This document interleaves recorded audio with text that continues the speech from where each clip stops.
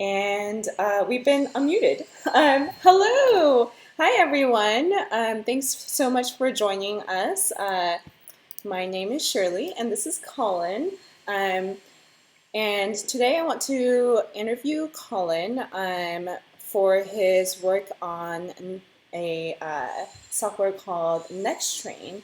And actually, I don't know if you can tell, I'm like kind of really nervous because it's been so long since I streamed. So if you want to take over and introduce yourself, I'd be like super grateful, Colin. My nervousness might be higher. Um, my last official high school biology, my last official class in biology was at 14 in high school. So I am presenting on a topic which is technical, but I will reinforce at the outset I am not an epidemiologist. So I'm on the development side. So I'm Colin. I build interactive data exploration tools for the web. Really passionate about data visualization, really passionate about helping scientists share and empower people who don't program to explore high dimensional spaces, gene expression spaces, and we can get into that. We can get into that soon. Yeah. So I want to thank uh, Colin so much. And actually, so I'll also be kind of keeping an eye out on the chat. So the weird thing, there's some weird video thing going on for me. So I'll be like looking back and forth. Okay. When I'm over here, I'm looking at Colin. When I'm over here, I'm looking at the chat. But yeah, I'll be monitoring the chat. And today, Colin has really awesomely volunteered to answer a lot of my questions about Nextstrain, which is the visualization tool that we'll be covering. And then so that because I, as also someone that hasn't really taken a biology class since I was like 15, can understand everything that it's showing us.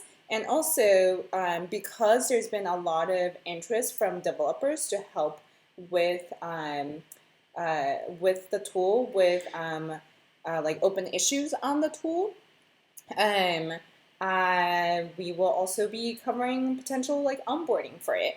Yes. Yeah, and then Hydroskull in the chat has really nicely actually helped us link to all of the open issues on Nexttrain if Amazing. people want to check that out. And I'll try and link that in. This will go on YouTube later on, and I'll try and link all of these in the YouTube description as well. So yeah, so do you want to get started and share your screen and teach us all of the biology? Let's do it. Okay. So broadly today, I'll start sharing. Is that all right? Yeah, yes, please. Okay. So let's see. And can you see that window? Yeah. All right. So broadly today, we're going to be talking about an area of biology called phylogenetics, and the general idea, is a family tree. Everyone knows. Everyone kind of knows that concept. And family tree for organisms, though, kind of goes back to the root of the root of all life, and we're really looking at kind of a section of that tree, right? We're looking at viruses, and we're looking at then maybe just one species in that tree, and so drawing trees to describe how organisms are related to each other goes back quite a ways, and but in this case, it's in this case we're going to be looking at visualizations Mm. that are just of one organism. So we may be looking at multiple organisms. We'll look at coronavirus, which you can Mm-hmm. see a map of here, and we'll explain that. We'll also be looking at flu and Ebola from the 2015 Ebola outbreak. And we'll be describing some of the ways which we can visualize those outbreaks, and some of or in the case of Ebola, an outbreak; in the case of flu, an endemic virus; and then in the case of coronavirus, an ongoing pandemic. And we'll talk about some of the vocabulary around epidemics and pandemics, Mm-hmm. and then and I will leave. Hopefully, I'll cover the basics that it took. I kind of had to get some of the basics over the 2 years that I worked with scientists at Fred Hutchinson Cancer to help them bring about a platform. And I'll say a little bit about my involvement there to just to clarify that. The credit for all of this work scientifically would go to the labs of Trevor Bedford and who's in Seattle, and to Richard Nair, who's in Switzerland. The Richard is a computational physicist who works in biology, and Trevor is a computational biologist. And computational biology as a field, it kind of says, we have a huge amount of data. We'll look at some of that data directly, and we want to use computers to make meaning of it. And so that's broadly, you might, when you think of a biologist, you might think of someone who's who's kind of in a lab with a test tube.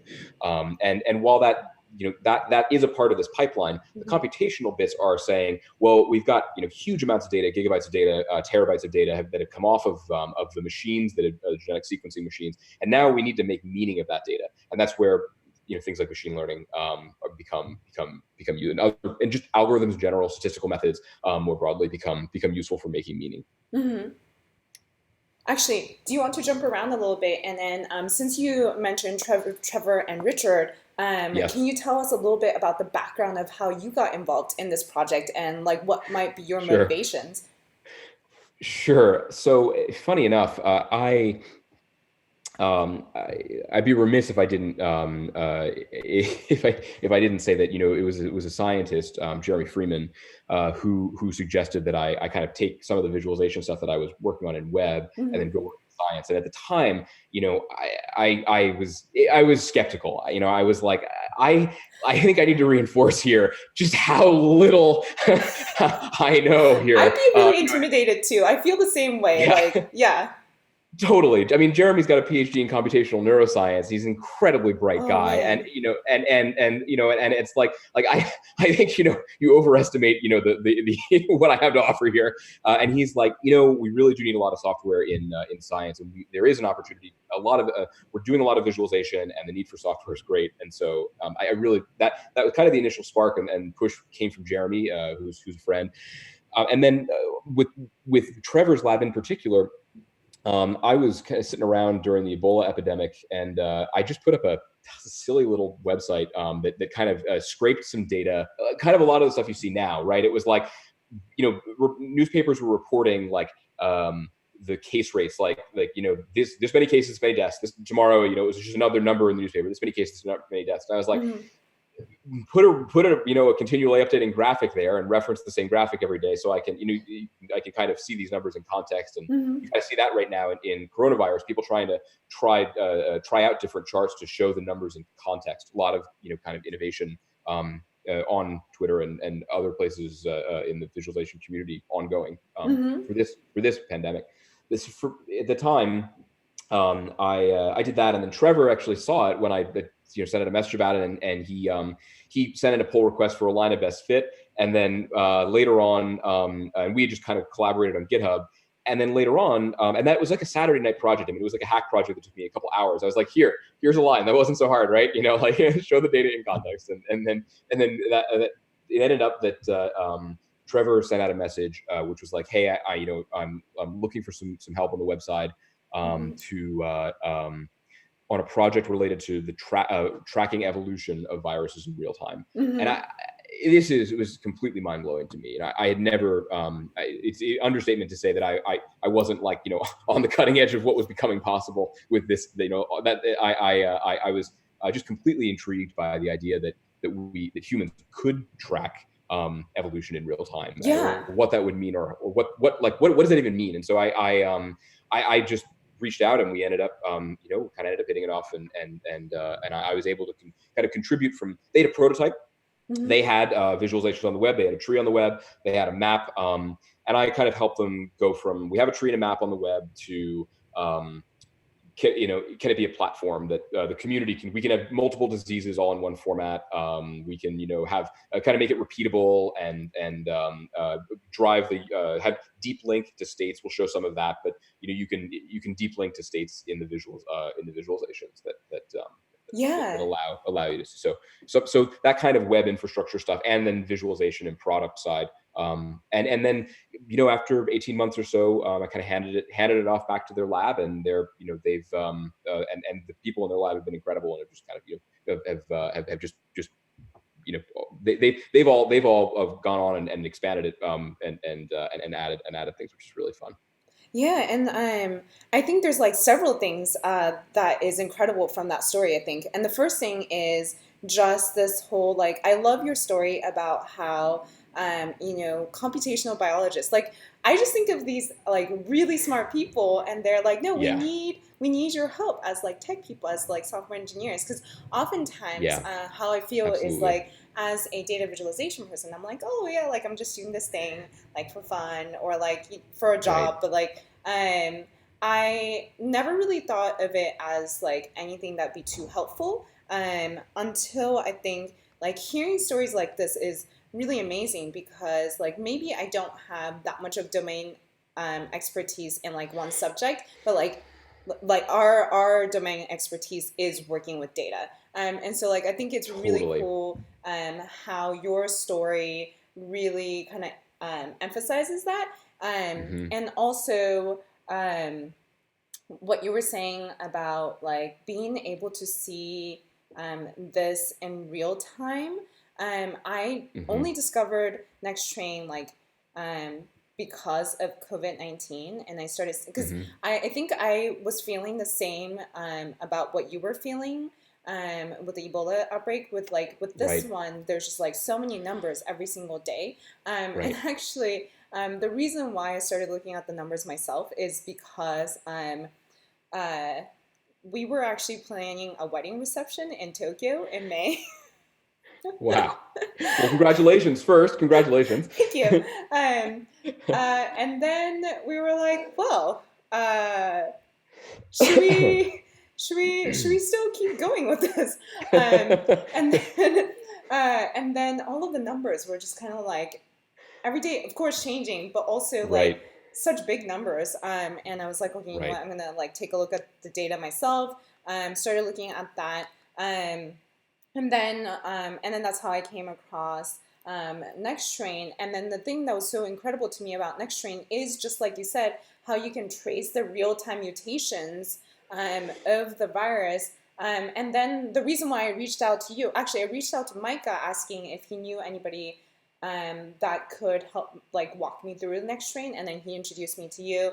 And I reached out because I was like curious about whether like this meant we could trace like where the spread was coming from, um, Yeah. and so and then I had a third point that I now cannot remember, but I think that might be a really great place to kind of jump in. And oh, I think my third thing was talking about just like you said. I think it's also so amazing that this is you can use it for like any sort of um, I don't have the right vocabulary, but any sort of pathogen In this um, case, virus. Yes. virus. So it turns. Yes. I will frequently give caveats about my understanding, but for instance, there are certain organisms and the way that they evolution progresses that do and don't involve, for instance, recombination, or like kind of plant interbreeding would be more difficult to show in Ah, this visualization, or bacteria as well. I think it would need different because of the way that they share genes. My understanding generally is that this is pretty specific. It's pretty specific to viruses, but any virus is okay. okay. And then later on, I think we were going to talk about like you're going to run us through this visualization that shows COVID-19 in particular, Yeah. but then later on, we're going to also look at, you said, the flu and Ebola. We'll probably flip to those throughout, just so that we Oh, can okay. see, just to show features uh, of the Okay. application in different contexts. So should we get started? I have a lot of questions about the UI, but Yeah. maybe you can run through, like maybe you can run through it and then I'll like interject with questions where I have them. Sure. And thanks so much for, and again, just thanks so much to Shirley for taking the time here to help, come up with all these questions and taking the time to set the live stream up. Really, really appreciate you taking the time. And thank you for taking the time to like Yeah. answer my questions. All right. So one of the first things that you'll see when you load up Nextstrain is a tree. And as we referenced kind of just a moment ago when we were looking at the Wikipedia page on phylogenetics, this is a family tree of coronaviruses. And one of the things that it's important to understand right off the bat is this is not all cases. These, Okay. what this represents are uh, basically uh, the cases which have been sequenced. So we can we can think of this as every one of these dots is a person, a swab, and like a nasal swab, and a test. So every node in the tree, and to make it a little bit easier, just to think about, since the bottom is also time, we're just going to color by sampling date, and that kind of gives us a smooth color gradient which matches to the x-axis. We can see that over time we're people are sampled. That's the first thing that you can see about this. Mm-hmm. Over time, people are sampled, and then each of these samples is then sequenced. Is sequenced and then becomes data which is fed into these models which create this tree. The other thing to point out right off the bat is that this tree is a kind of best guess. It's a statistical the tree. Every dot are things we know. We know that we sequenced on this date. We know that we sequenced in this place. We know that the sequence we got was this string of ATCG, right? We know the dots represent things we know, and then the tree represents a reconstruction of things that we think. Or a kind of best guess about about how things relate. So to go over the three areas of Nextstrain, there's a tree which you can see here, and there's a map, and this map is actually showing the tree, and that's kind of interesting. This is the tree, Yeah. and if we kind of use the time slider and go all the way back to the beginning, which is going to be kind of a handful of cases in China, then we can also see that we've moved the map back, and this is the root of the tree and all of the branches of the tree spreading out to the dates which are associated with the places people were sampled. So you have we've now scrubbed the time slider and we've reduced the interface to a date range, and then the places on the map are the places that were sequenced, and were available on that date range. And then if we kind of expand the map and we stretch it out, we can see the tree. Oh, wow. We can see the tree play out forward. So as we kind of stretch that, we can see more sampling get done. And as that happens, we can then see where that tree relates. So we can kind of go back to the beginning, and then we can kind of go forward. This is so incredible. I think first, I really appreciate. So, I when I saw the colors, I didn't think to look into the color by and like look into the drop down and color Right. by anything different. But even just changing this one thing of like changing it to sampling date, like sure the tree might be like as you expect, but I think that's extremely powerful in the map because now in the map, you can Yes. see, yeah, like all the cases that happened earlier are kind of the cooler That's colors. that's right. That's right. And then the fact that you can also, by the way, this is just like a very technical like detail that I really appreciate, which is that I think we're going to get pretty technical on this one. So that's I think we need to just go there. So no, I just mean it's like does not have to do with the virus. It just has to do with the way you visualized it, which is like I appreciate or how this is showing, which is like the links that are drawing and as you like pull through the date range and then the links are slowly drawing through. I love that detail. I did spend a lot of time with a D3 block in SVG. That's been what that is so the way that that's done is you're occluding a path, so you're drawing part of a path. I Mm. think that was one of Bostock's blocks where it's like it shows kind of the path drawing. So you have a path, an SVG path, and then you kind of draw through that space. And then it's I'm sure it's in a comment somewhere in the code. It's linked to It's the it's actually I think it's the stroke line. It's like a there's like an attribute that's like you can it's right. like stroke dash array and like I That's think exactly right. Yeah. dash yeah. Yep. So you're using stroke dash array to only show part of the SVG path. You draw the path from place to place, and then you use the dash to only show a segment of it. And then if we pull it from the left as well, we can see that we can get partial ones as well. And if we kind of zoom in there, you can see over Uzbekistan and Tajikistan. This represents that this time range neither shows the destination deem. Sorry, deem place. Neither shows the destination nor the nor the originator. And so, this is kind of like in the branch, and you can kind of see this up here. If we look at these branches, which are kind of halfway, we're on the way. We're coming from something into something, but we're not there yet. Mm-hmm. Yeah, and I really appreciate that you did choose to interpolate. Like you could have just like I don't like that you tied it to the slider. You could have just like finished the animation and made it automatic, but you chose to interpolate and then map that to the date range itself. So I appreciate that a lot. There's one more thing that Trevor added since you bring that up. And do you see the thickness of these? Yeah. So Trevor then added, if we go back here, you're going to see that each one of those is built up of an individual strand, Mm-hmm. and so that bundle is basically you're kind of bending along a curve. So it's like instead of going straight, it's bent, and then you Yeah. bend each one a little bit more, and then you end up with Oh. as we go forward, you end up with a bundle. Oh, I appreciate that so much. Oh, I love that detail.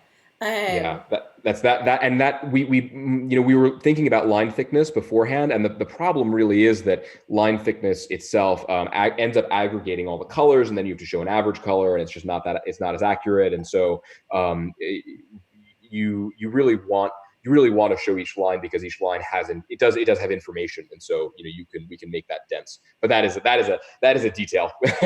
yeah, but I think that's a detail that I'm Yeah, sure developers would really appreciate as they're like yeah. going through the code base. Um, Yeah. so that actually could potentially lead to a lot of lines. Is this still in SVG or is it in Canvas? Great question. This is an SVG layer over top Mm. of a over top. The performance is really good considering like the number of things on the page. Yeah, the tree is an SVG as well, and Hmm. so I think this is something we'll talk throughout. But I mean, maybe it's worth, since this is meant to onboard developers who've reached out to talk about helping to improve. So maybe we'll highlight this in kind of in line here. This is all an S. The tree is an SVG. Hmm. This is an SVG. It gets to about 3,000, 5,000, 10,000, and then it does face some slowdowns, and so that the performance of that, rewriting the tree in WebGL, is a really big lift. It's I think actually, sorry, I actually think that you might benefit from just moving it to Canvas, which is a right, much smaller change. And I right, think personal experience wise, I find that SVG is great for roughly 3,000 elements if same, they're yeah, not animating. And then once they're right, animating, then I feel like 1,000 SVG elements is like right, where, but then I think Canvas, I've seen it handle up to like, I don't know, 10,000 animating and it's still fine. yes. So I think even just and that change from SVG to Canvas is not as big as SVG to WebGL. Right. So that's one area that that there is room there for a performance boost. I think probably in both the map and the tree, and we'll put that out to the developer community. If That'd anyone be wants to take awesome. that monster on, yeah. We have a question from Hydro Squall. Sure. They're asking when we say that current tree branches are best guesses, Does that mean there are uncertainty bounds for the branches or alternative possibilities for the shape of the tree? Oh, what a great Great. question. It's a great question. So first of all, if we toggle on, well, let me zoom in. So let's go. I want to color by location, and then this is going to be pretty detailed. Mm. Let's see. So if we go, all right. So now, and then we're going to filter by admin division, which is or by location. We're going to filter by Washington. Oops, I think Uh, that's going to be admin division. There he is, Washington. So this is a case in the U.S. If we, oh, so right, so it's going to be admin division. There we go, because not everything has that. All right, so let's go into this part of the tree. Right, this is all of the local transmissions. Trevor has tweeted a lot about this. This is like the cases that are going on in Washington. They're all in the same part of the tree, and what that means, is that it's likely that it wasn't, lots of different, kind of insertions from China or from Italy or from Korea into Washington State. It was most likely that the community transmission had picked up. so Uh, it's most likely that it probably came over from somewhere else, and from just and then like maybe it's a few people that came over and then it spread, and you said like it's a community spread. right, Okay, correct. okay. Right, correct. So in this case, the let's see. So if we go down to the map is now subset as well because we've only chosen Washington, right? And so we can kind of trace the path backwards. If we trace the tree backwards, we have a really kind of a smaller subset of the tree here. And so what we can also do now is we can turn on confidence intervals. And this is to answer the question from the Mm. stream. This shows us, okay, the tree is, how confident is the model about when the last common ancestor was. So if we know the nodes and we know the number of mutations in the nodes, we should be able to work backwards from there. And we'll get into some of that, what the tree is actually showing and how the tree is constructed. That's going to be, really important details to understanding what Nextstrain is. But the let's see, the the node. Oh, let me just go back here. Sorry. Okay, let me uncheck. Let me clear that from the top. Okay. So if I reset the layout there, if we keep confidence intervals on, we can see that every ancestor in the tree has some date range that is the kind of bounds for the confidence intervals for that date range, and so Sorry, that answers. Go sorry. ahead. Can you explain that more? So, I think so when you toggle the confidence interval, like there's a kind of a thicker, but like lower opacity rectangular block, like a really Right, thin block that comes up. Can you? I'm not quite sure what that means or represents and right. how that ties to confidence interval. Great question. So basically, let's take a look at this red one right here. Can you see this branch that I'm highlighting over? Yes, and that's Yes. the and you're talking about, okay, you're talking about the block in the background. Yes. So this block Mm-hmm. has to do with this branch Mm-hmm. and has to do, and you can see, like, see this one up here, how it Ah. doesn't go all the way back. Uh-huh. This block is centered on this point right here. You can see my Ah. mouse, right? Uh-huh. Uh-huh. Yeah, so this point right here is the best guess, but it could have been the date for the common ancestor for these could have been anywhere from here to here, and we I can come back. see. It's a great question. I wouldn't have gone to this right away, but just to answer the question, Yeah, we definitely. yes, it's true, and then the specific answer to the question is there's a time bound. And this will make more sense later on after we've covered some of the more fundamental concepts. There's a time bound around the confidence interval, and then this point of branching represents the best guess. But there, if you turn on the confidence intervals, it could have been anywhere between February, say, 18th and February 26th, but we think it's on February 25th, et cetera. That's kind of that's kind of what it's showing. I see. So the tree is probabilistic, and or the positions of the The branches is branching. The the Yes, branching is exactly. what's probabilistic. Right. That's Yeah. extremely helpful. Yes. Yep. Should we dive into the tree? Yes, let's do it. So what Okay. I'm going to do here is I'm actually going to flip back to Ebola, Okay. and just to show a different tree, Oh, wow. kind of a different story here. And in this case, we're going to be looking at, let's see, let me just scroll down here. Okay. So if we scroll back, this is the 2015 Ebola outbreak. If we scroll back all the way to the beginning, Mm-hmm. we can see that we can trace it back to Gekadogu. And what does it mean to trace it back? What does it mean in technical terms? What Mm-hmm. are we looking at here? So if we go up here and click, we're going to look at what an individual kind of point on the tree is. So let's take a look at that now. So we click on this, and then let's go ahead and go to accession.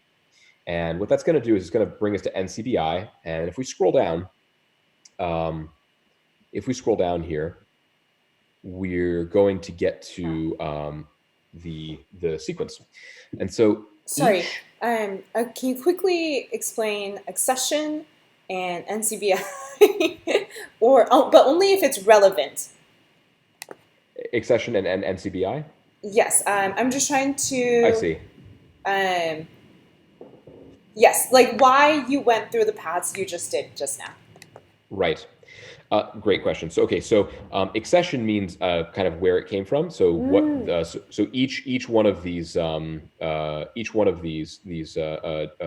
in the tree, Mhm. each one of these kind of like the leaves in the tree is a sequence. And so if we click on it, we can then get this. If we click on this, we can say, okay, but bring me to the actual sequence, right? And we can see where the Ah. sequence was. We can see this was okay. It was taken. The sample was taken in Sierra Leone in the division of Port Loko, and then there's a title as well, right?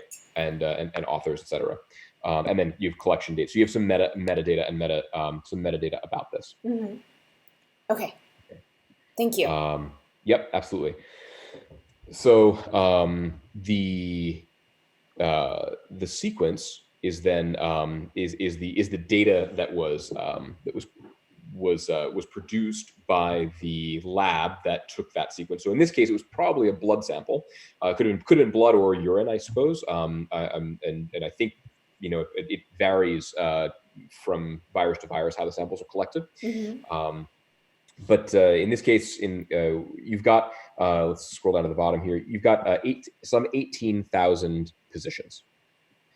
And so this is the entire virus, Ebola virus genome, Oh, if that makes wow. sense. Uh huh. And so, right, so we each one of these letters could flip, and that's a mutation. So if it Hmm. flips from a T to a C or a G or an A, or if this G, we would say at position 4501 or position 4530 or whatever has flipped from a C to a T or something like that, right? From one thing to another. Hmm.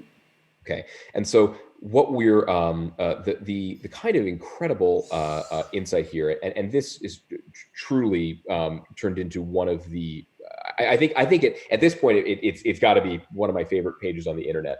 I had never heard of this. And perhaps no reason I would have, but it was such a fascinating concept. I knew nothing about this. Let me show you. So the idea is that of a molecular clock. Okay. Uh, and so if you head to the Wikipedia page, it gives a pretty great explanation of it. And so a molecular clock. Let's see. Hold on. Here we go. So okay, right.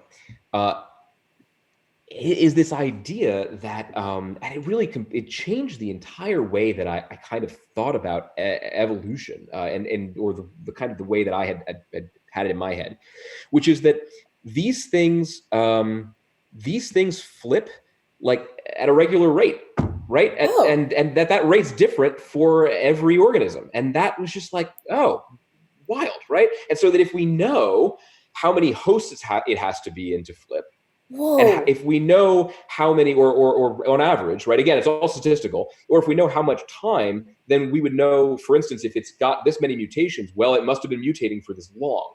And that is just totally wild. We take one Whoa. sample, and then it's this many. If this many letters have flipped, Uh-huh. that implies that it's gone through a certain number of hosts. And that's how you can kind of make predictions about how large of a population, for instance, in the case of coronavirus, that there might be, even if you only have a smaller number of samples. And that to me was just, that's been one of the most mind-blowing ideas. And I think we should kind of take that back to Nextstrain and then show you how that works in practice. Yes, that is, yes. Okay. Wow, okay, hold on, processing. That is, I didn't know that. That's kind of I mind-blowing. Yeah, and again, I'm an international relations major whose last biology class was at age 14 in high school. I just want to reinforce that for everybody at home. Everything you're hearing here is stuff that I picked up working in the lab with and trying to ask a lot of really basic questions about epidemiology, so that I knew that what I was showing on the screen at various times was what, And then as those conversations emerged, I got like slightly more literate in in some of these fundamental concepts, but I'm still very elementary. So basically you've got you've got a mutation, and the mutation in the genome is that one of these flips, and it's kind of helped me understand it too. In apparently, I might have this wrong as well, but I think I heard that like one of the some disorders in human, like sickle cell, is like are it's I think some disorders, sickle cell may or may not be one of them, were just even like one flip. Like if you have one flip, if one of these flips, you've got Oh, the disorder, and if and that was kind of also kind of astonishing to learn that the mutation rates happen at a with some degree of dependability. I think I had kind of thought beforehand that it was like you have DNA and that's your DNA, uh-huh. and then you have DNA and that's and then I thought of evolution, I guess, less mechanistically, or mutations as a kind of rarer thing than they actually are, especially in these populations of viruses where they seem to be evolving pretty quickly as they're in the host. That was kind of wild. So that idea kind of blew me away. So let's go back Yeah. now. All right. So if we go back to coronavirus, here, let's see. So now instead of showing time, now we're going to show divergence. And what this means, this is the number of mutations. And that is your big question. And this Oh is my why it's kind of God. so mind-blowing. So we can see that the earlier it is. So if we color by time now, Uh-huh. if we make branch length divergent color by time, you can kind of see a trend here that over time you get more mutations. And we can even change the layout to clock, and that's what that means. Over time, you're getting more mutations. So you have 2 mutations from the root, 4 mutations, 6 mutations, 8 mutations, and as you step up, you have here. And that's why this is an integer: 1, 2, 3, 4, 5, 6, 7, 8, Oh my 9. God. And then we can actually animate that, and so we can kind of say, like, show me, as we move through time, we're actually scrubbing through both time and mutations here. And this is basically showing this is the idea of real-time evolution. We can see that it moves generally upward over time. Over time, we generally have more mutations, right? And if we scroll back, we can see generally we have fewer mutations. And from the root, and as it goes on in the population, and these ATCG flip, that kind of gives you a marker. And so we can this is another big jump here, and then I'll pause. But let's go back to rectangular for a moment, and let's go back down here, and let's click on this, because now if we go over here, let's try to find. This is going to take me a moment because some of these are still private, and the accession is on GSAID, which I can't click into. So I Okay. apologize. I should have thought about this beforehand. I did That's not. okay. So let's I'm see. still recovering from how mind blown I am now that you've shown me the divergence and clock, and I'm like, oh my God. Does that mean so? I also need to iterate that I was a business and computer science major with like my last bio class was like 15.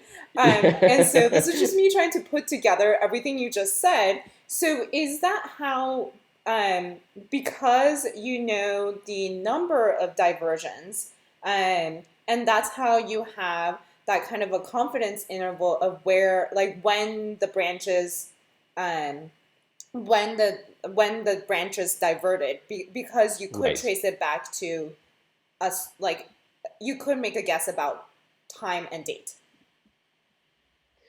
Yes, you can make a guess about time and date. That's right. So let's go. Let's go a little bit more into Okay. that.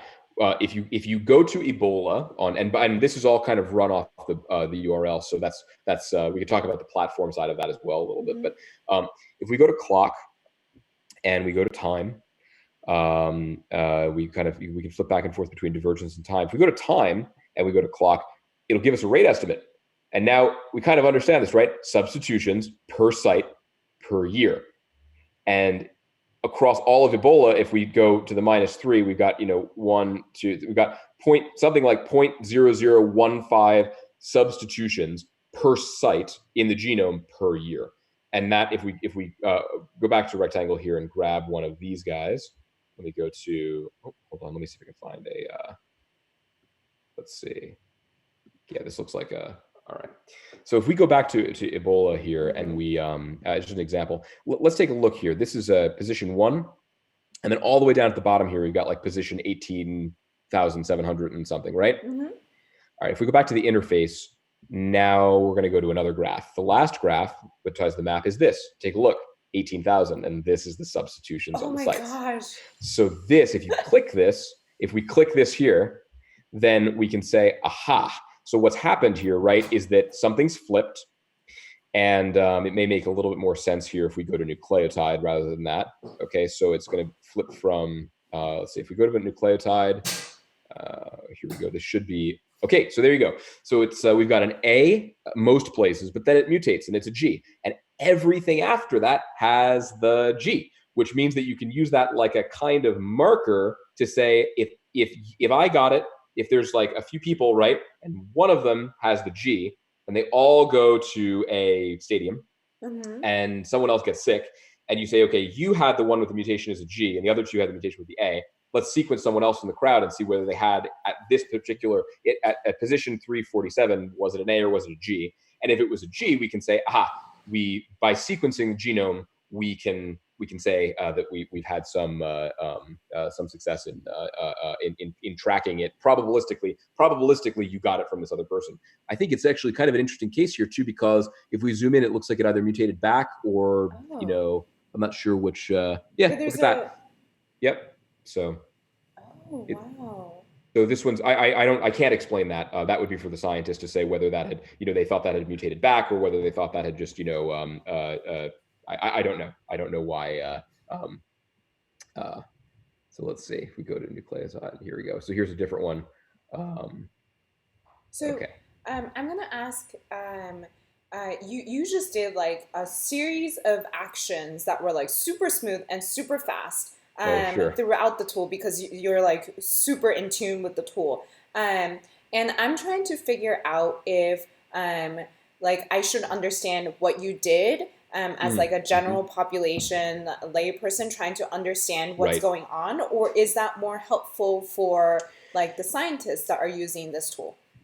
That's a great question, and so I think that there's a broader question or idea there, like who is this tool for, and what is the intended audience? And I think that, to my understanding from the lab's intention, there are a number of audiences. Public health officials are not all of them program, right? Some of they're making decisions about population health. They're not necessarily computational biologists, and so going from the insights that we have in a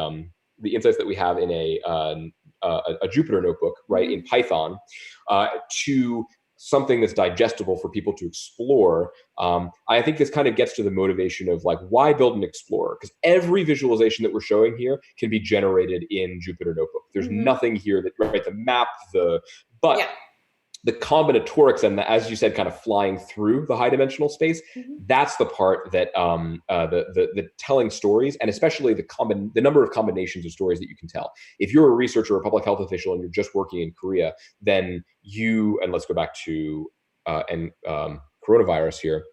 Let's see, if we're going to Korea, there we go. So we'll go to South Korea.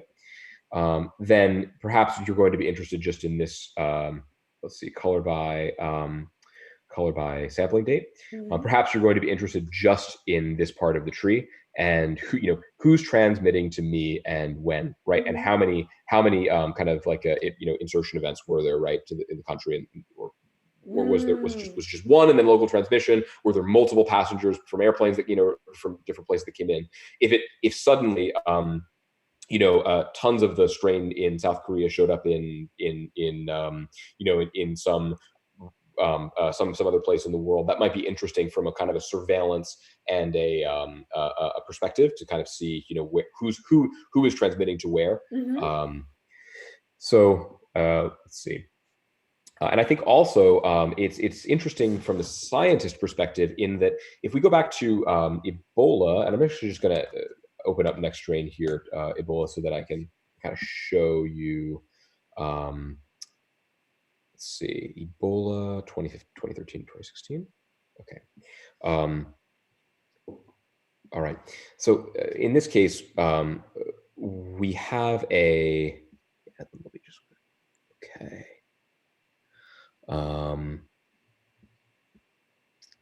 Yeah. So if we go to author here and we go to Ladner, right, here's where that author, if we zoom out here, here's where that author was sequencing. Ladner is sequencing in Liberia. And here's the tree that he might produce in an academic paper.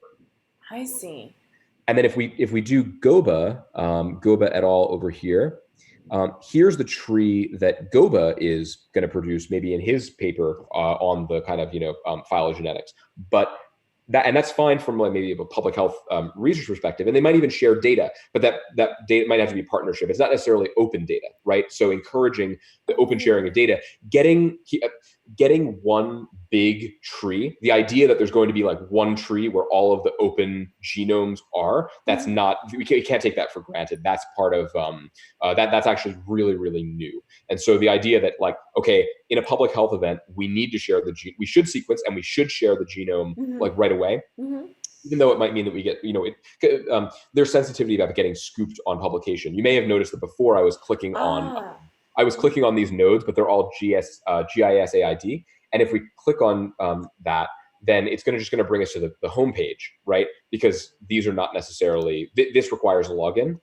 And so this facilitates sharing of flu data or of other genome data. And to my understanding, though I could be wrong about this as well, this one is more just for scientists so that they can share data with each other, but there's more strict rules about how you use it. Whereas this one, while you may have to cite or may not, I don't know. This one is out in the open, and anybody can grab all of the genomes for the Ebola 2015. Maybe they've already published and they put them up on NCBI. But basically, these are more open. So there are degrees of sharing, in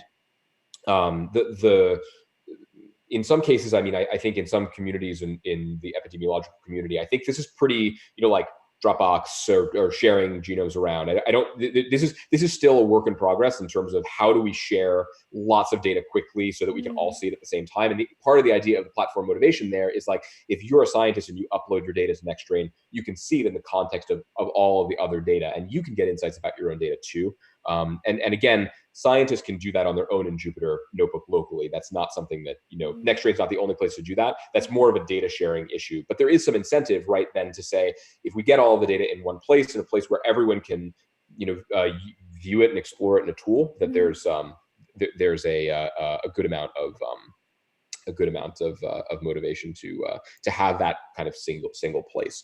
And so if we scroll back, we can see also from the public health perspective, Goba and see, we can find the common ancestors. So even though we've got two different authors sequencing in two different countries, we can see the places where perhaps there was a transmission event from Sierra Leone to Liberia. And so the sequences in one place instruct maybe the travel routes or surveillance that would be, and then Liberia here's is potentially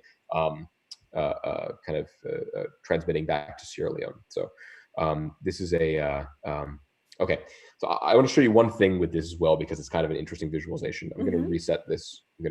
So what we can also see here over time, and just kind of before we move back, this map has an animation on it, and we can scrub through the date range. So we have some wait, actually, I'm sorry. I want to slow down for a minute, and I want to kind of go back to the root of this conversation before we move on to that. So I think what we were talking about there was kind of some of the purpose and the audience for this. Yeah. Who's the audience? What do they get from it? In what, and if you're looking at the interface, what should you understand as a layperson versus what should the public health official understand, and who's making decisions in this, et cetera.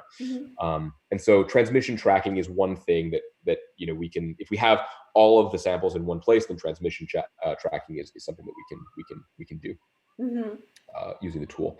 All right, so let me just reset here. Okay. All right, and I'll zoom out a little bit. Oh my goodness, it's taken me to Mapbox.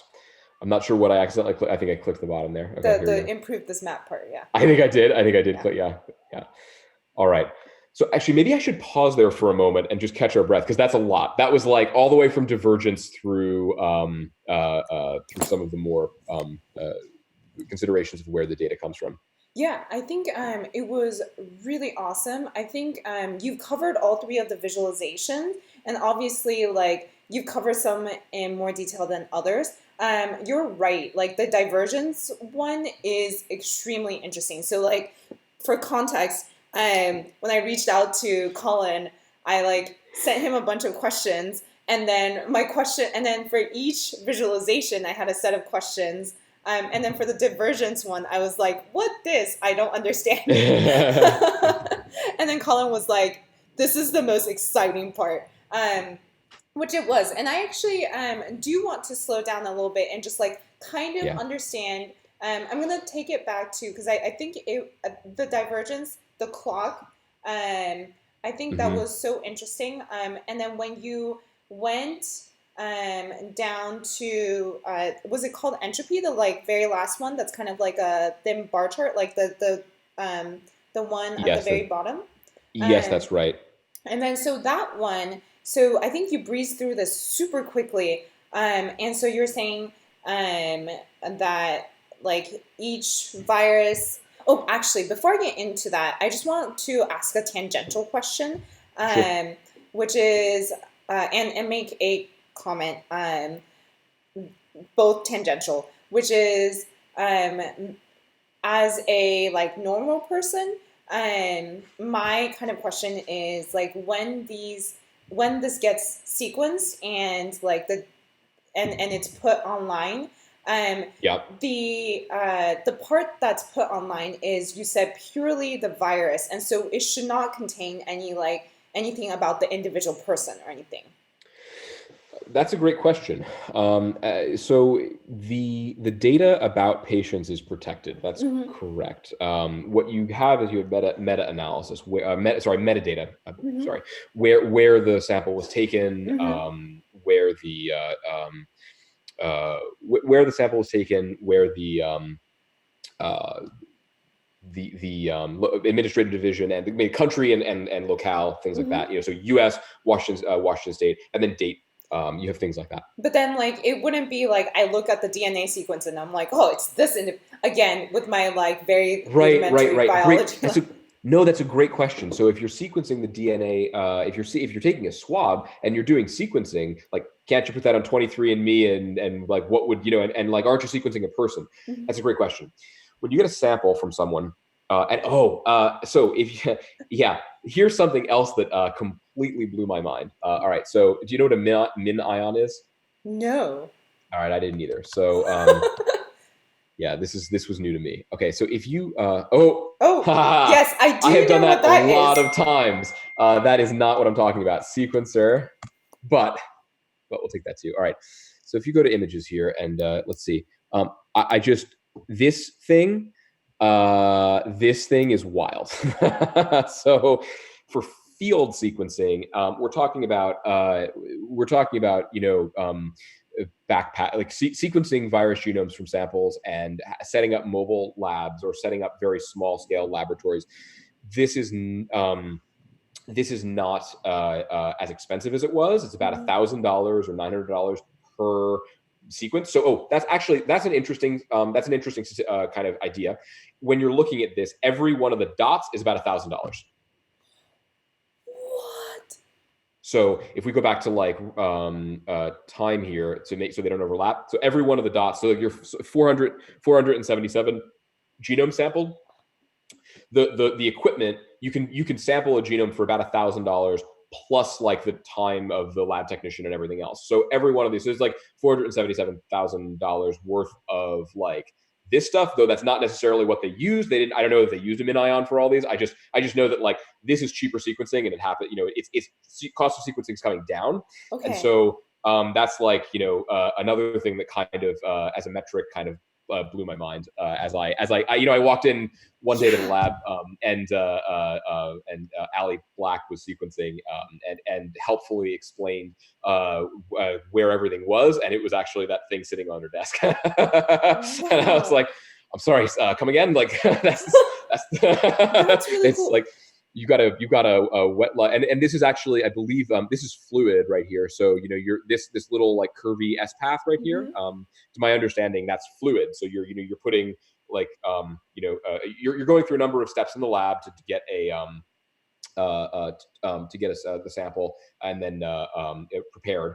And then I'm going to say the word PCR, and everyone can laugh at me because I don't actually. I know that PCRs probably happened before they use the pipette to drop it in there. But if you're a biologist following along at home, you know how little I know about that. So the and then it's basically going to snake through here and get sequenced. And then what you're going to get from that is you're going to get a lot of different things, right? You are going to sequence a lot of different, and you're actually going to sequence the virus a whole bunch of times. And so Oh. what you're doing is my understanding of this, and I continue to preface that with anything because again, I've never done this. My understanding is that roughly what's happening is that you're chopping the genome, you're chopping it into tinier bits, and then you have a reference genome. So we've sequenced Ebola, or you have a reference, and you've sequenced coronavirus, and then you basically like match up the little short snippets that might be like 100 base pairs like long, and Uh-huh. you align them. And so like let's say you have like 10,000 virus genomes in there. And then you say, okay, this maps to that part, that maps to that part, that maps to that part, that maps to that part. And then you kind of do that a whole bunch of times from what you read. And then you get kind of like a consensus sequence, which then is like, you can kind of read The across as, and that's what goes up on NCBI. the 18,000 that Let's just, that we saw. let's just say 100,000. Oh, yes, exactly. So let's say you have 100,000, like total strands counted of the virus that were Hmm. in the person's sample from a swab or whatever, or from a urine sample or from a blood sample. And then again, I'm making these numbers up. Hmm. I'm not a biologist, and so uh, and then the idea is that you kind of and that yes, that's what this is. I This is see. you do a sample, you run it through some kind of a sequencing process, which could be even in the lab or in the field, like in pretty near, like I think some of the quickest that I saw were like 4 days. Oh. They sampled online, sampled in Nextstrain, and Oh, and wow. so the more that the quicker that gets, the cheaper that gets, the more that we can do things like this to see, and I guess that's as real time as it gets right now. Yeah. So basically, takes the person's DNA and lifts the like virus DNA out of it, put it online. Yes.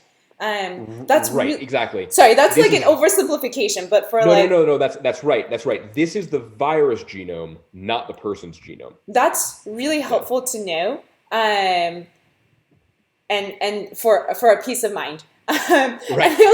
I also want to say like I really I see why it gets so political if each test is like $1,000, but that's a tangent that I don't think we want to go down. To be clear, Mhm. this is a sequence. It's not necessary to sequence the genome of the Ah, virus uh-huh. to determine whether or not someone has it or not. Got it. Okay. Okay. Yeah. That's really helpful to know also. And the other tangential note that I wanted to briefly mention is like we are talking a lot about like being able to survey like where it came from, where it like where Right. the virus transmitted from, where it transmits back, or like where Right. it might transmit to. Yeah. And I just do want to make like a comment about racism and xenophobia, um, because I Please. think yeah. Um, I just want to make a comment like that. Well, I don't know what to say about it. It just it's not helpful. I hope that what this tool is trying to show with like tracing everything back to maybe like the root, I hope that people don't then take that, like what was with such good intention, and take it and do something Right. hateful. So I do want to just make that comment really quickly.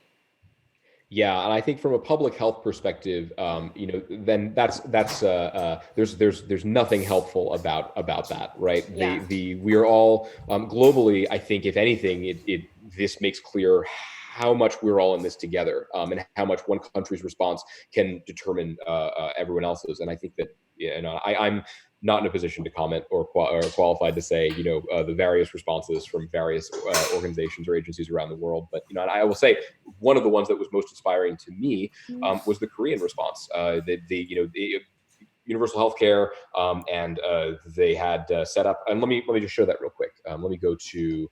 Let me find. Hold on a second here. That would be okay. So Korea mobile testing coronavirus drive-through. So Korea seems to have set up a drive-through test. Yeah, here it is.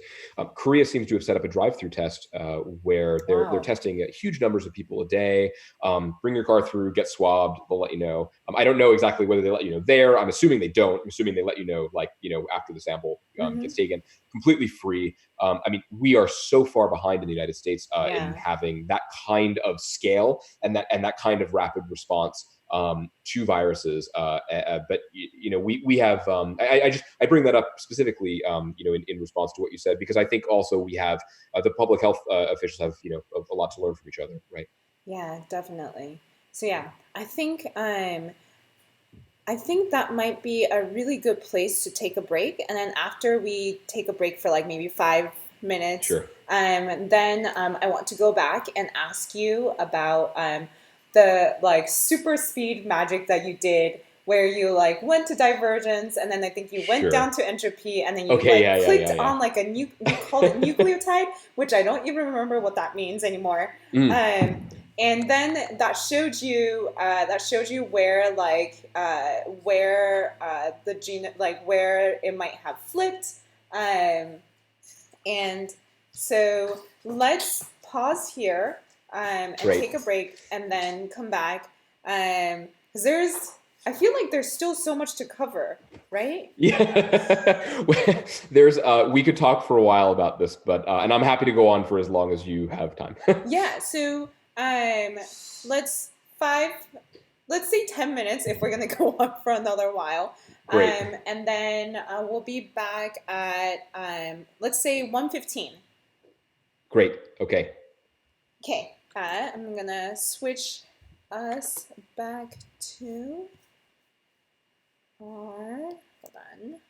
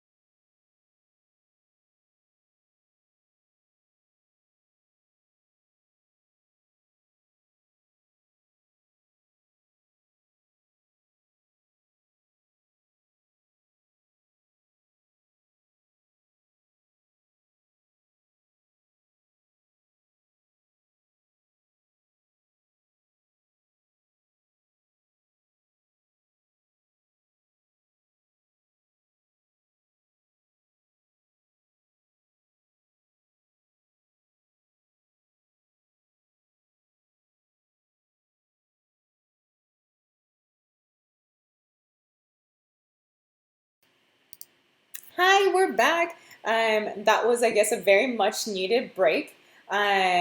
So we're back with Colin. Wow, that feels so interesting to say. I feel like I'm like a news anchor or something. But well, so thank you again for doing this. I'm really excited to kind of dig through. I was saying that it's quite surprising because, or not surprising, but like we've actually covered a lot of the questions I had. So then for the rest of this, I wanted to go through like the few questions that I have left, and then have Colin do whatever he needs to do to explain the rest of the UI for onboarding purposes. So yeah, if you want to take it away. Mm-hmm. Yes, can see.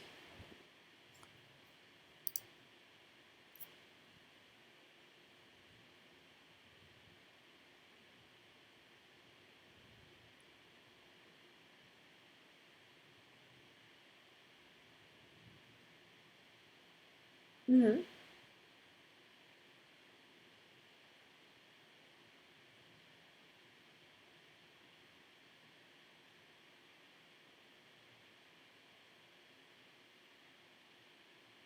Mm-hmm. Oh wow.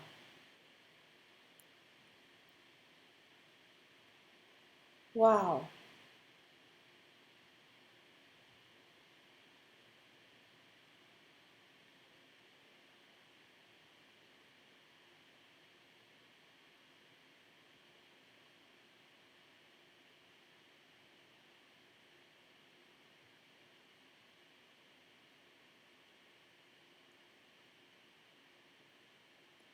Oh, sorry, Colin. Hold on.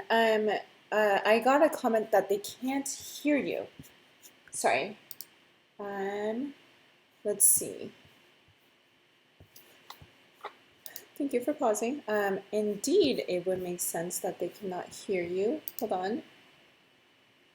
Um, why is this? Let's see. Okay, so this is my bad because I just I just put up this, or I just set up this audio splitting thing yesterday for this stream, and so I'm still, so I can hear Colin, but apparently nobody else can. Why is that? Let's see. And I am really bad at using OBS. So let's see. Let me see if I can do this, and then I can do a multi-output device. Oh, can you try speaking now? See if everyone can hear me now. Yes, I think they can now. Great. I Okay. guess, yeah, that was weird. Right. Okay, back to it.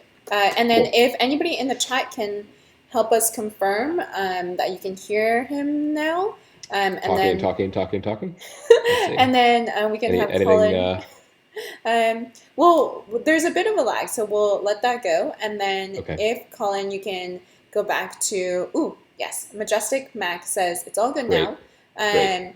And if you can kind of go back to the beginning of what you were saying, which I think is about this flu. Sure. So we're just going to take a look at a different data set here, just to give us a different idea of what the interface can look like. And this one has a different a feature as well, which it has these X's. And so this each one of these, if we hover over them, let's see, you can see that it says vaccine selected 2014 925, and this one up here says vaccine selected 2017. So if we scroll up to here, vaccine selected 2019 927, and so part of what the lab does is to study the flu. And if we scroll down here, this is a different visualization that you haven't seen yet.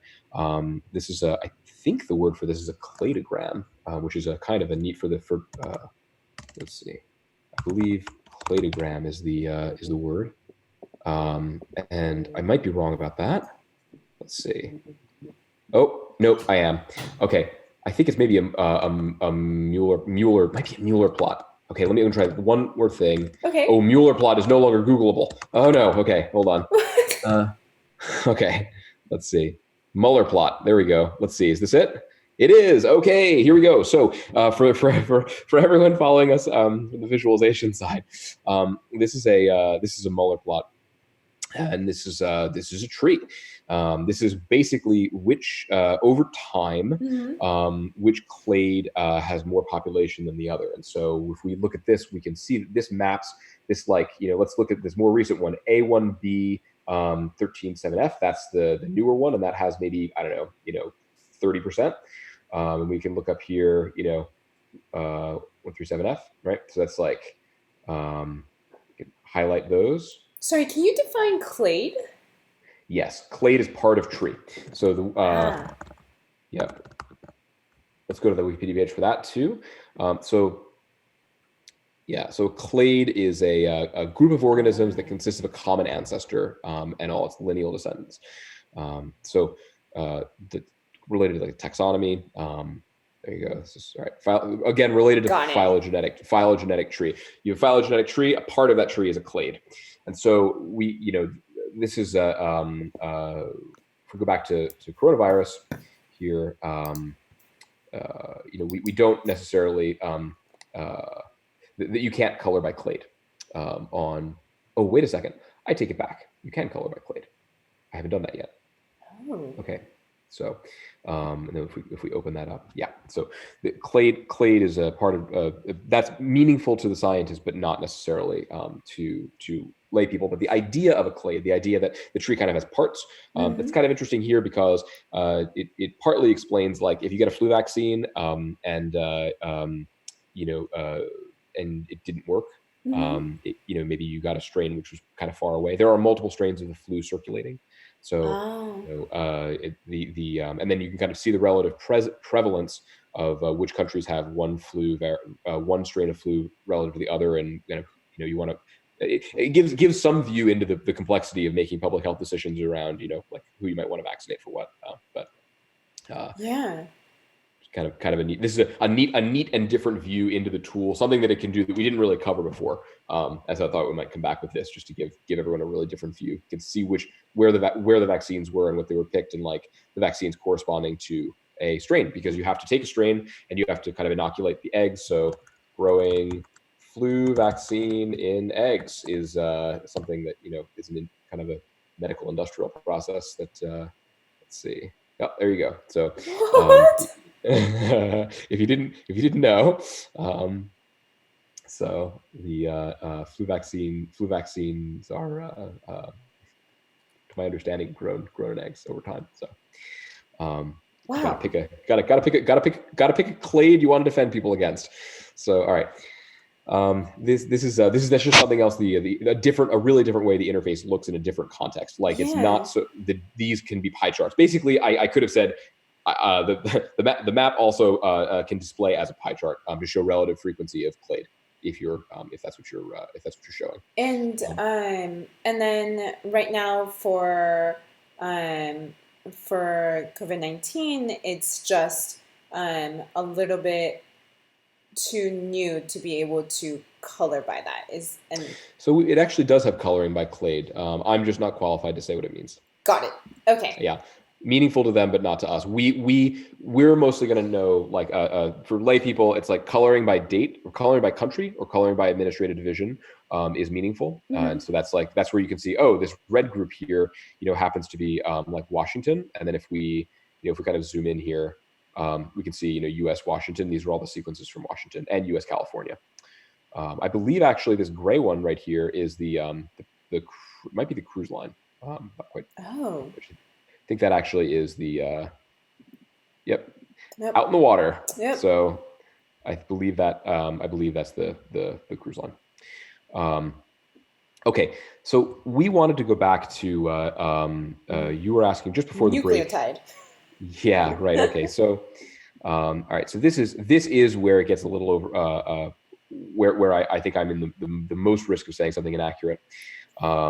But basically, if we consider down here where it says diversity, let's go back to Ebola real quick because we Mm-hmm. can see the genomes for those. So the genome for Ebola has some 18,000 positions, and if we scroll down here, we've got we can see the letter at each position, Yes. right, and those Ah. might change. And so if we go back to So Nextstrain for Ebola, the little bars are how many times it changed? Is that it? yeah, so exactly. So if we click on that, we can see the part of the tree where it's Oh, flipped. So this part of the tree has a different different genotype. In this case, this is not just ATC, but a group of them. So this is also an added level of complexity. We might, the tree is not, that graph is not just considering C. It's also considering, like a group of them together. I see. And so if that mutates, then it can then it, or if there's a mutation that affects that, it can affect what the virus does and how it behaves and things like that. So this is also surveilling, and also not all of the parts of the genome are kind of created equally or of equal relevance to the researchers. This was also something that was surprising. That different parts of the genome are more and less relevant in terms of what a mutation what a mutation in that one place versus another might do. So that's actually Oh, that's really where it gets into the domain specific knowledge I that's see. specific to the virus and to the scientists. So is what is like what you have? Sorry, saying the diversity part, but then the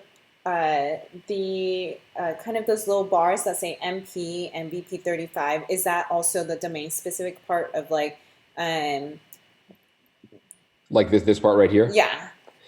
Yeah, that's the domain specific part. Yeah, that's like this section of the genome for Ebola is responsible for doing X, Y, or Z. Or Ah, I think the thing which was kind of mind blowing to me was that part of the genome is responsible for the the shell or the outside of the virus where it is, which is where it attaches to the cell, and a mutation there can make it more or less infectious and things like that. And that's kind of where that was something which was surprising. Uh, got it. so Um, you might watch different sites with varying levels of interest, is my understanding. I see. Um, yeah, and I noticed that those kind of like spanned the parts where the bars exist. Um, so that's really interesting also. Um, Right. okay, so I think now understand um, that the diversity part, and I think um, there was a question that was, I Sure. think, the other day when I was looking at the map, it was a pie chart, but some parts of the pie were gray and some parts were colored, and Right. and that was one of my questions. Yeah, right. So it's likely that what you saw was a lack of data, and so the lack of data can be because there's no information, for instance, for location. That's a good example. If we color by location, Mm, then here we do have location Boston, right? Whereas or location Wuhan, versus just having or location Snohomish County. This would be United States as the United States as country, Washington as the administrative division, and Snohomish County as the location. And this is something that in the Nextstrain code base is kind of complex because, or sorry, it's a complexity that has to be handled because you have to find a mapping to state, province, city, and the different ways in which countries handle their administrative divisions, hmm which are country specific. But the tree has to basically have a color by, which is general. And hmm so country is country maps to country, administrative division maps to state or province or anything like that, and then hmm location is the kind of the most detailed bit. Got it. Yep. Okay. Okay. It's super helpful. Now that we're on this tree, I also noticed the different tree layouts. And so I wanted to ask you if you use any of the tree, because I think we've been on the tree layout and I think the clock before, or sorry, the Right. rectangular and the clock. And I was wondering, and then for the Right. clock, So then my question was what the other two. Um, so I've noticed that when you do clock, you almost seem to exclusively also use like branch length divergence.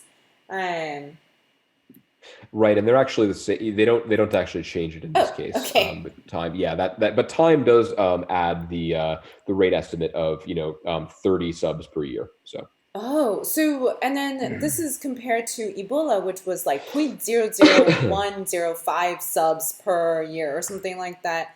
right, and it is out of my that's out of my domain knowledge as to whether that implies that one is evolve. If we can actually say that means that it's evolving faster than the other, it may just mean that maybe the more samples you get that changes, or maybe overfitting to what's happened early. So Got it. yeah. Um,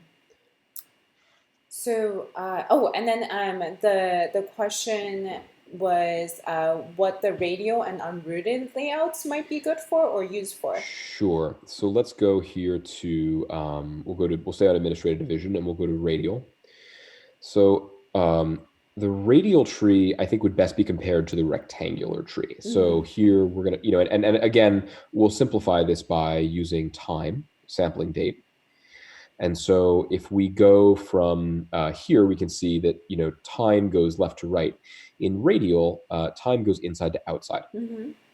and the dates, the rings of the dates go inside to outside. Mm-hmm. Radial can help kind of de-emphasize. You'll notice how much area is taken up in rectangular by these early, like look at the branches and how much Mm, space these early branches take up and the branch lengths. In radial, you're going to squish all that down and you're going to kind of compress it. So it's kind of like a geographic projection that puts all the distortion, mm. in the ocean or something like that. I don't know. That's a maybe that's an improper metaphor, but it's a it's got uh, it's going to shorten the branches is the effect. Got it. I kind of when I was going through this, I actually it clicked easier for me to look at the radio. I think because for me personally, in the rectangular one, Yep. when for like the further down you went, like there were Right. Right. so many dots that they overlapped, and this one spread it out more. So that That's makes right. sense as like what you were saying about like kind of layout and distortion. Yes, I think also we can see that if we're going to administrative division and we look at the we can see what's at the center. Oh, here we go. Here's a good comparison. Let's look at the Washington cases, right? So we have Washington here, and the gray ones are the cruise ship administrative division Grand Princess. Mm-hmm. So we have uh, a group here which is you know the tree is going to kind of squish everything Mm-hmm. in one way, right? But if we go to radial, it's really going to, if we follow those over here, it kind of breaks it up. It kind of makes it clear that this is its own little group. It's kind of easier sometimes to see the clade here because of the way Mm-hmm. the branches are laid out. So Got it. And then the unrooted layout. yeah, so the unrooted layout is to me a little bit hard to understand and explain. Okay. My understanding of this is that by allowing let me what's colored by sampling date just to see. Yeah, right. Um, that it allows things which might be artificially separated to kind of be squished more together, so that if you kind of see this right here, like Mm-hmm. all the Washington cases that are really similar, Mm-hmm. like if they're genetically identical, you can squish them together. I see. Yeah, and so I think my understanding is that this allows you to show similarity, and not because like Oh.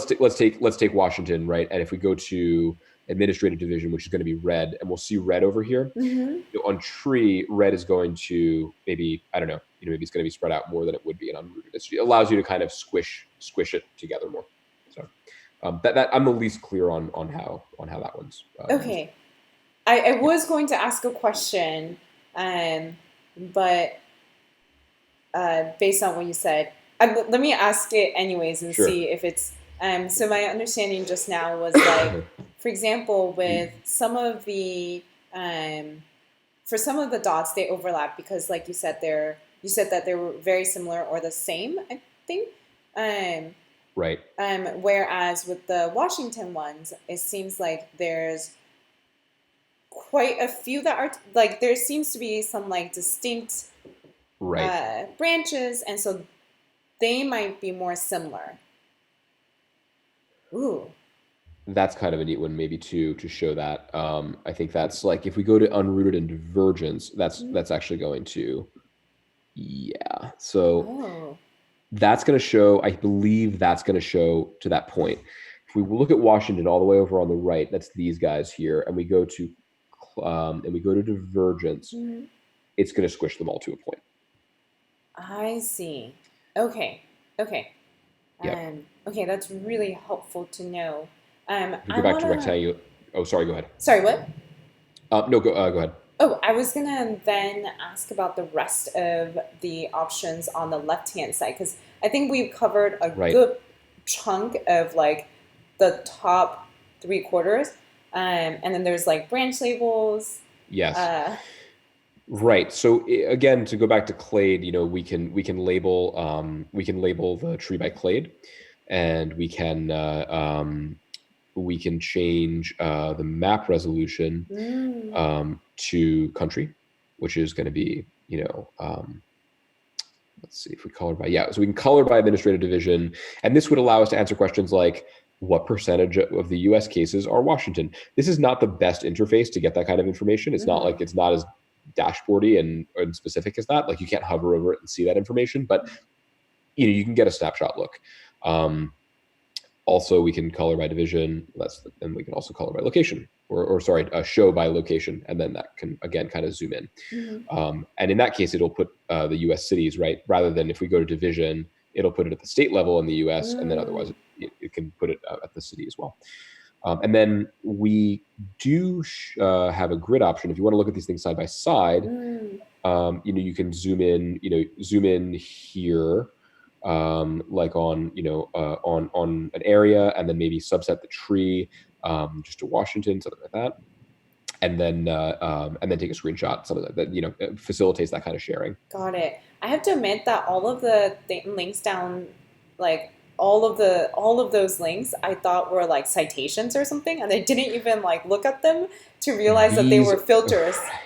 Right. So the submitting lab is here, and there's a lot of this is credits, and these do but you can filter by originating lab. So if you just want to see like the Dutch COVID-19 response team, and you click that, then that will show you a certain number of genomes, like over here, which I believe would be probably in the Netherlands. There we Oh go. wow. So there you go. So these now we've kind of mapped just to those genomes sampled by the Dutch COVID-19 Oh response team. no, there was a network error. Uh-oh. Do we lose our stream? Um. Oh, okay. This is quite the adventure of a stream. Okay. Yes, we got it back now.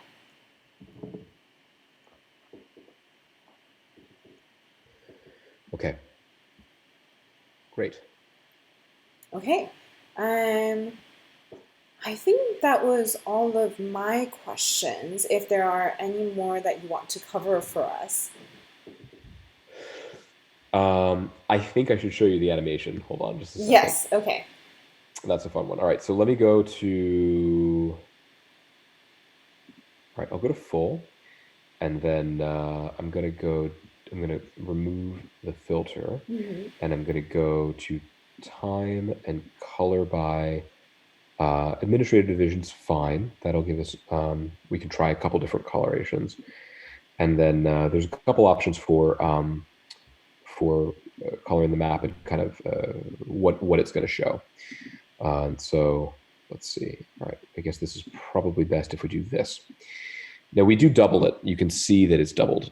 So that if you're looking at the U.S., if you want it to be U.S. centric, you can still see China and Europe. And if you want it to be Europe centric, you can still see U.S. and China. And if you want it to be China centric, you can still see. So we duplicate. If you zoom out, you can see the tree is duplicated and then stops, and then duplicated and then stops. Oh wow, okay. So that's that. It's basically two full and I think it's two full and then a half. So, yep. All right. So let's zoom in here. So we'll center on we'll center it on China because that's going to make the most sense for the animation. Mm-hmm. And then we'll let's see. That's good. And then we can come down here and go to, we'll say medium, and we'll just leave these default for now. Mm-hmm. Or actually, we'll go fast because it's going to be on screen share. So, okay, loop animation. So loop animation, we'll make it go again and again. We won't do that for now, and we will animate. We will animate cumulative history. So what this means is that it's going to play everything forward, and if you can see up here as a legend, it's basically doing the same thing we were doing with the time slider. Yeah. Right, it's moving the time slider forward, and as it moves the time slider forward, you can see the steps as transmissions spread to other places in the world.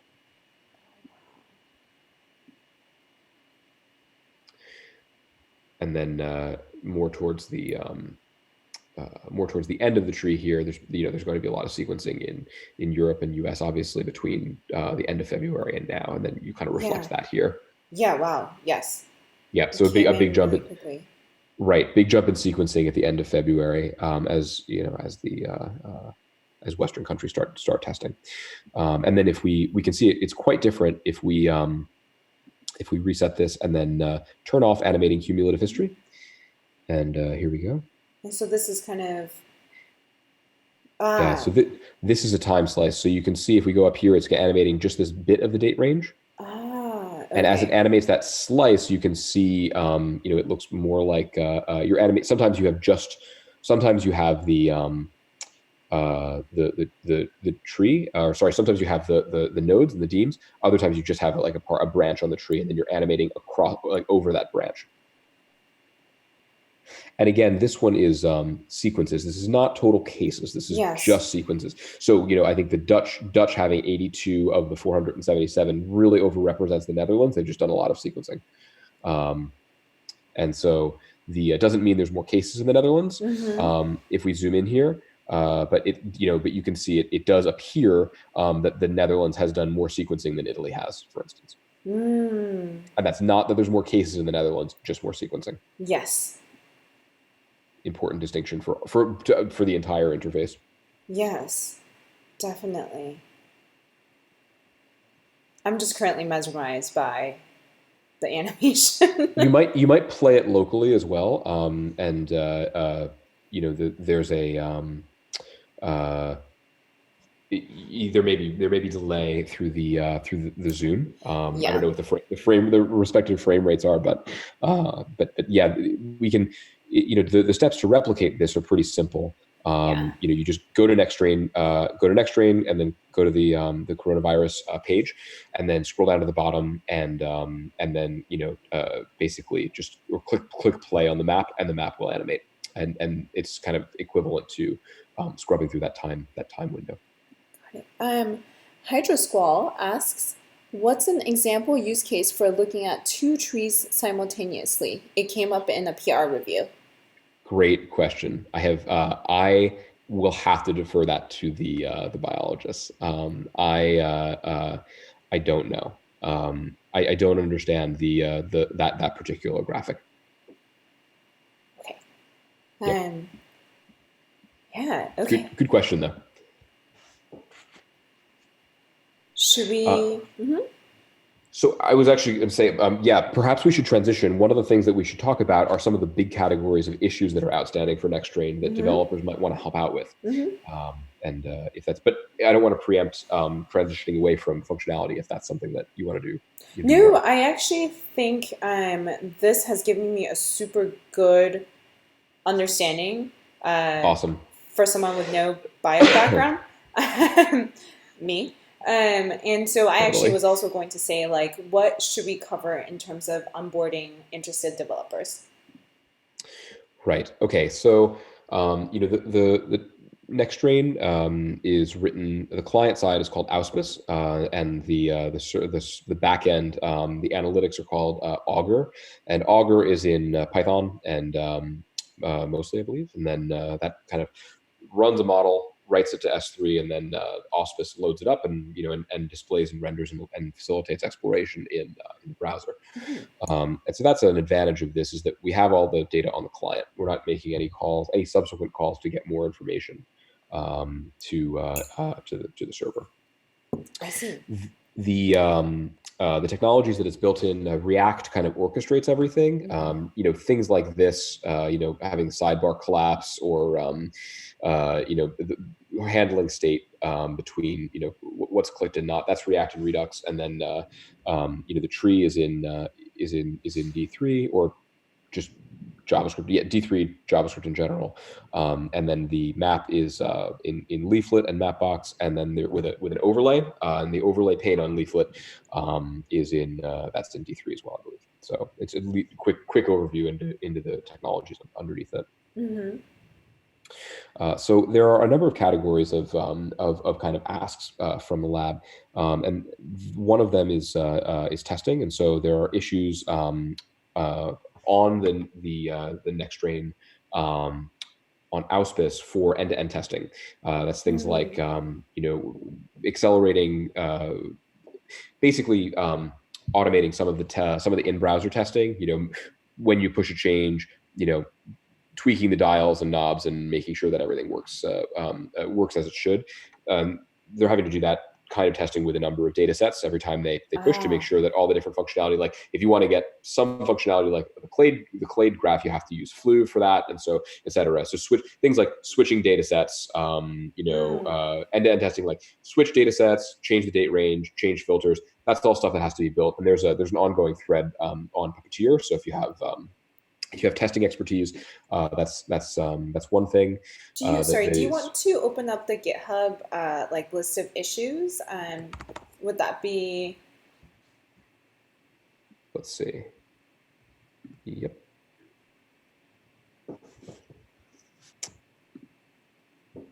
There's a lot of issues. Yeah. All right. Let's see.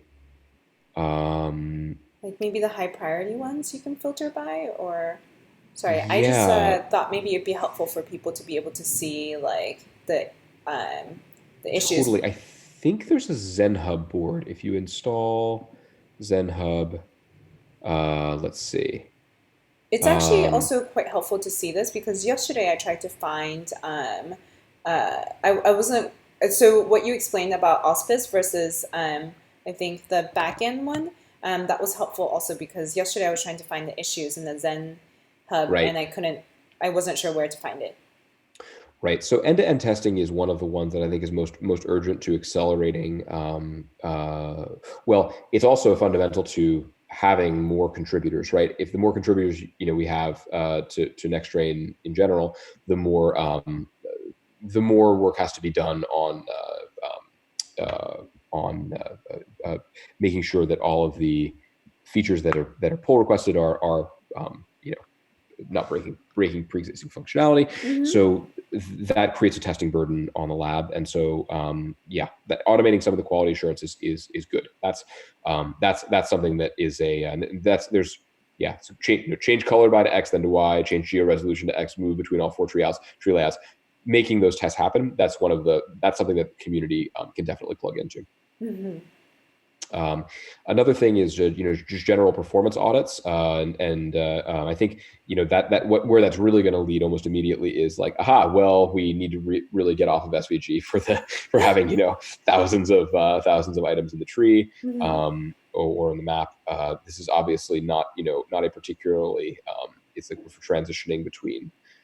This is not a very high frame rate to transition the 6-year seasonal flu, because Mm-hmm. there's 2,000 genomes, over 9 years there in that one. So that's another example. So let's see. We've got if you happen to be focused on Python and backend, I think there are some performance speedups implied in the backend as well. Mm-hmm. Yep, and that's an area for performance. And let's see. I suppose I'm just going to stop sharing for a moment. Mm-hmm. Let me find, just a moment. Apologies for this. I should have had this one ready.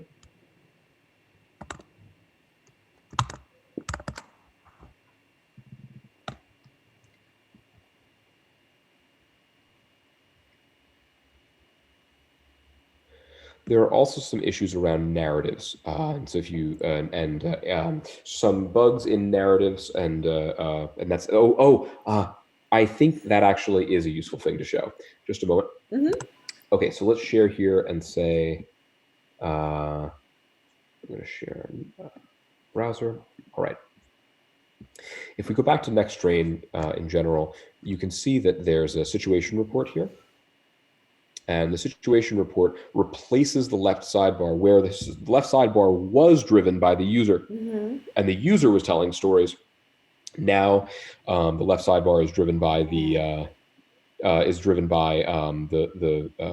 you can see the URL bar up here, and this is a markdown format that the this was actually this was done by developers in the lab after I had I left. This is really awesome addition to have mobile and responsive scrollable Mm-hmm. narratives.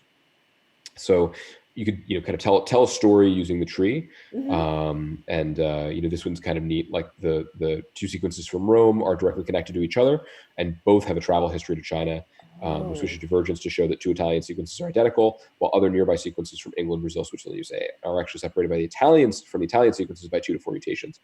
The Brazilian sequences travel to Milan, etc. So it's really about the kind of once you get now that you kind of understand the interface and what it's showing, now it's kind of getting into the okay, but what were the places and what were the it's that same technique, but now it's it's specific to the virus and specific to the locale, and kind of making inferences based on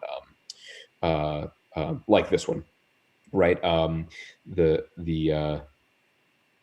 let's see, and then yep, sequences from the greater area.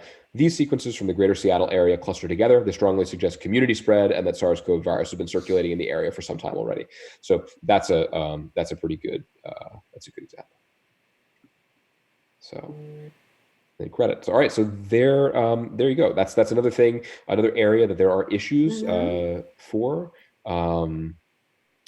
And so if I go back here, you'll see that there are narrative issue. So if you look for narrative, I don't know if it'll pull up issues that are specific to that. So that's something that if you're passionate about working on more of the reporting side, there's room to improve that as well.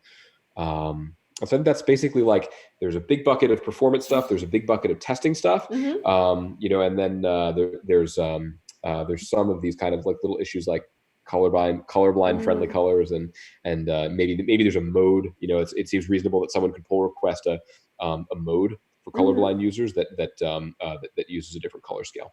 Mm-hmm. I think that'd be really helpful to have those like buckets too, because I think, for example, people like me that are more data visualization and like visual story focused, we might be Right. more interested in like the narratives one. So it's really helpful to be able to know that like there is actually a tag for it that we can filter by.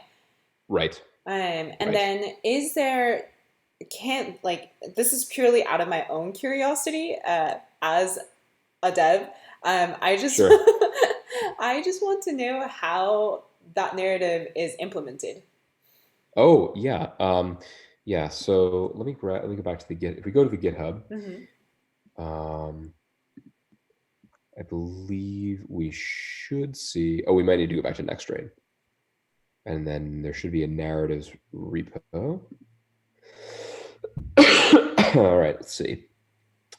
Um, yeah. So if we go 15 hours ago to the Mm-hmm. situation report, I think that Mm-hmm. might have been the one that we were just looking at.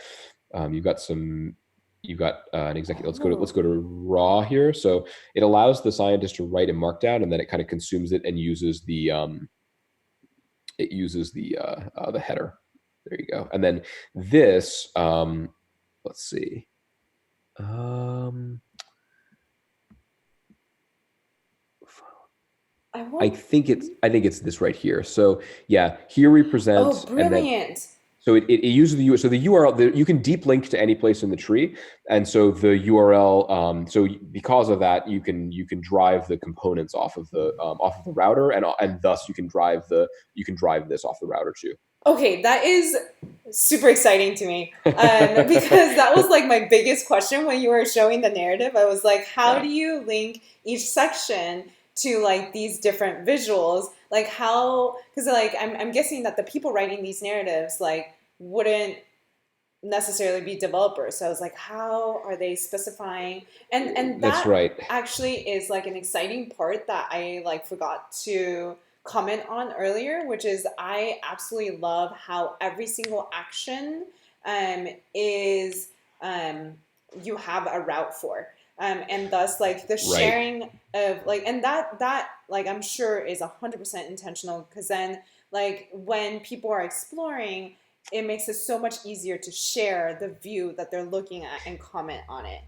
That's right. So if the idea is to allow, public health officials to tell, one of some quadrillion number of possible combinatoric stories here, then we can say like, Paris, and then it's going to give us location Paris, and then radial, and then it's going to give us, it's going to give us this chart, and then Mm-hmm. someone can link someone else directly to what they're seeing.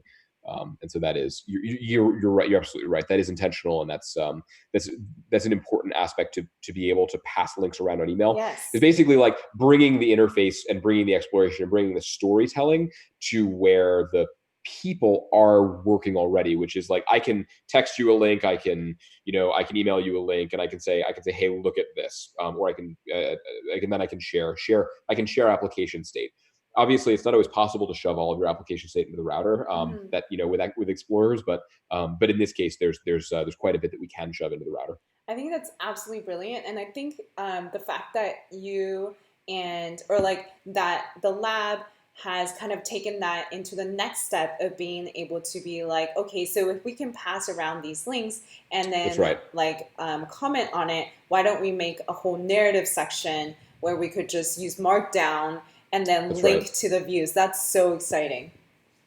It's I think it's a really neat pattern, for data exploration interfaces, and and it's pretty involved to maintain too. So that's something that, yeah, if there's any developers out there who are who are similarly excited, that is definitely an area where, the surface area for bugs there is also, I think, it's a complicated feature.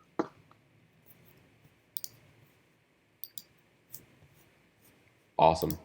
Awesome. I feel like we covered so much. Um, Oh, thanks a ton for all your questions. It's really great. yeah, no, thank you for answering all of them. I guess the very last question I have, um, which is unless there's more things you want to cover. I think we're 2 hours in, so we Yeah, can I think we would. let them off the hook out there. Yeah. Yeah. So the very last question I had written down is, are there any unique? Well, actually, there's two questions. First is, what did you learn interviewing epidemiologists for 2 years? And the second one Yeah. is, are there unique things you're seeing out of this project, out of Nextstrain for COVID-19 that you didn't see before? That's a great question. I may need to leave the second one to the biologist, Got it. Yeah. but Trevor, I would say the quick answer to the second one is to follow Trevor Bedford on Twitter, because Hmm. he's constantly tweeting, and it provides an ability for him to screenshot, right. Because his lab is maintaining this tool for others.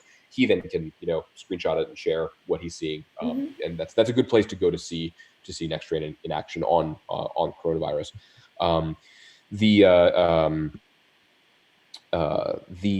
the first question, for me, and I have to go back and just reinforce, it was really intimidating to come into science, after, and also to come into it, because the labs, it's kind of self-selecting. The labs that are interested Hmm. in this and are in a position, probably younger, probably,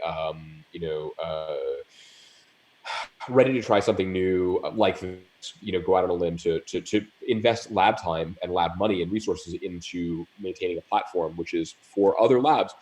And the incentive structure in science isn't always, doesn't always reinforce that pattern. And so, it's a props to Trevor for kind of taking that, taking that step and pushing that forward.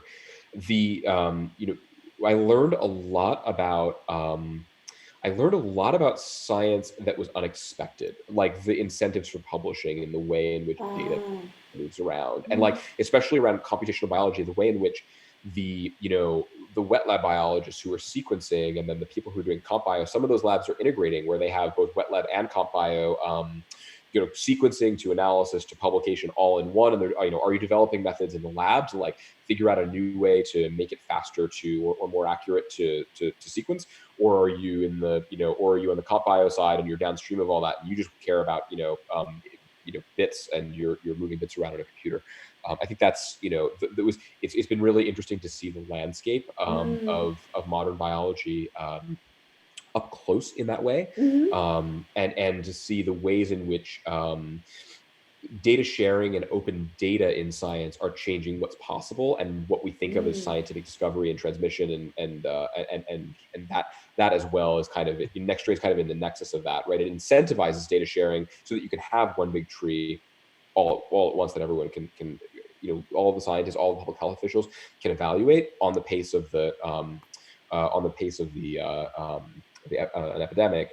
But then, of course, it also it also has some implications for publishing, right? And what does it mean if the insights that you want are collective insights, Mhm. right? Then does that change the way that that scientists think about publishing?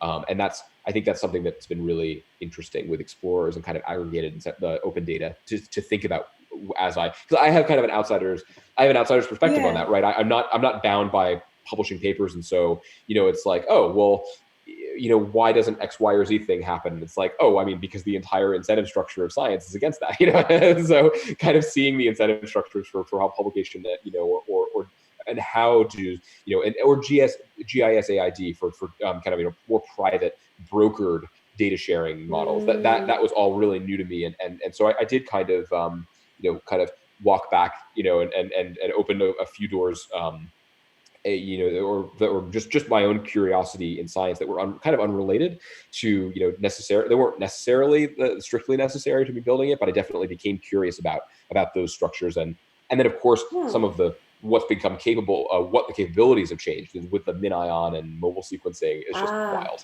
I mean that is just that's just so fascinating to learn about, how sequencing's changed, and then I think maybe lastly. Like the idea about the molecular clock, Yes. and the idea that mutation and evolution are happening all the time, kind of as a function of bio is messy and it's imprecise and it's copying errors, and and that those accrue and you can use them as tracking all the kind of fundamental epidemiology, R0 transmission, infection rates, and how we think about how all those variables relate together. I think I began to like think about that a lot more too, of course, as I started to think about Ebola, and to Mhm. see some of the data sets in the tool. As I saw some of the data sets in the tool, even in my own like QA testing, like, Mhm. okay, I built something and I would use Ebola and I would like load it up locally, and like, I would begin to kind of develop and tell my own stories about it. And that was kind of fun because I would, I would start Googling like, okay, well, what is, all right, Ebola started in Gekadogu, like, what is that place? Who's there? Mhm. And then of course to kind of punch through that to the more human side and say, whoa, like Yeah.